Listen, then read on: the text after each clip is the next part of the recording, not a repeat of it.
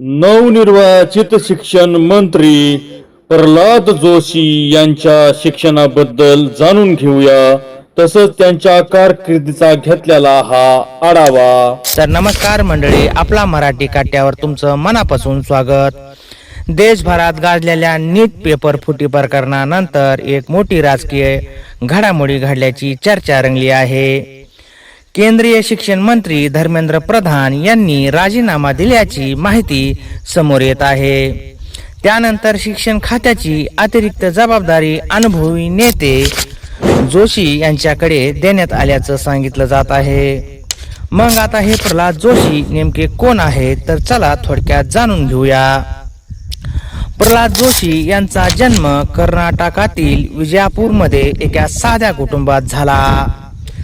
त्यांचे वडील रेल्वेत नोकरी करत होते. लहानपणापासूनच समाजकारणाची आवड असल्यामुळे त्यांनी शिक्षण पूर्ण केल्यानंतर राजकारणाचा मार्ग निवडला.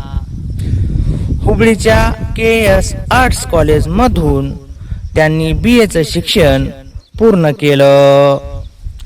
त्यानंतर भाजपमध्ये सक्रिय काम सुरू केलं आणि धारवड मतदारसंघातून सलग 5 वेळा खासदार म्हणून निवडून आले.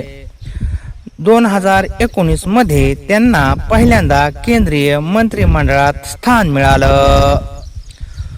कोळसा खाण, संसदीय कार्य, ग्राहक व्यवहार आणि अक्षय ऊर्जा अशी अनेक महत्वाची मंत्रालये त्यांनी सांभाळली आहेत.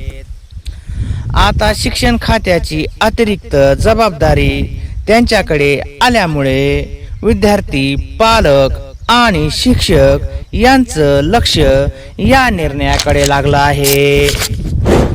परीक्षा व्यवस्था अधिक पारदर्शक होईल का? नीट सारख्या वादावर कायमस्वरूपी तोडगा निघेल का? हे येणाऱ्या काळात स्पष्ट होईल. मंडळी, तुम्हाला काय वाटतं? हा निर्णय योग्य आहे का? प्रल्हाद जोशी शिक्षण व्यवस्थेमधील बदल घडवू शकतील का? तुमचं मत कमेंटमध्ये नक्की सांगा. आणि अशाच ताज्या, विश्वासार्ह आणि गावरान अंदाजातल्या बातम्या पाहण्यासाठी आपला मराठी कट्टाला फॉलो करा. धन्यवाद. जय महाराष्ट्र.